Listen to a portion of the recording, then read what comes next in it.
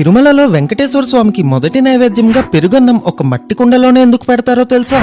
తిరుమల ఆ చుట్టుపక్కల ప్రాంతానికి రాజు అయిన తొండమాన్ చక్రవర్తి రోజు స్వామివారికి బంగారు పుష్పములతో పూజించేవాడు. ఒకసారి స్వామివారి దగ్గర మట్టి పాత్రలు మట్టి పువ్వులు ఉండడం చూసి దాని వెనక ఉన్న కథ ఏంటి అని కనుక్కుంటాడు. అలిపిరి దగ్గరలో ఉండే భీమన్న అనే ఒక కుమ్మరివాడు రోజు మట్టి పువ్వులను స్వామివారికి అవసరమైన మట్టి పాత్రలను తయారు చేసేవాడు. అవి తానే స్వయంగా రోజు కొండ మీదకి తీసుకెళ్లి ఇద్దామనుకునేవాడు. కానీ మరుసటి రోజుకి అవసరమైన పాత్రలు చేయాలి కాబట్టి వేరే వాళ్ళ చేత పంపించేవాడు. అయితే ఒకసారి స్వయంగా వెంకటేశ్వర స్వామి భీమన్న వాకిట్లో ప్రత్యక్షమై నాకెంతో ఆకలేస్తుంది, ఏమైనా తినడానికి పెట్టు అని అడుగుతాడు. స్వామివారిని చూసిన పరవశంలో భీమన్న తను మట్టి కుండలో తింటున్న పెరుగన్నంని స్వామివారికి సమర్పిస్తాడు. ఆ పెరుగన్నంని ఎంతో ఇష్టంగా వెంకటేశ్వర స్వామి స్వీకరిస్తారు. ఇంకా అప్పటి నుంచి ప్రతిరోజు ప్రాతకాలం వెంకటేశ్వర స్వామికి నైవేద్యంగా పెరుగన్నం ఒక మట్టి కుండలో పెడుతున్నారు. ఇంతకీ వెంకటేశ్వర స్వామి చేతులు ఇలా ఎందుకుంటాయో తెలిస్తే కామెంట్ చేయండి. తెలియకపోతే గోవిందా గోవిందా అని కామెంట్ చేయండి.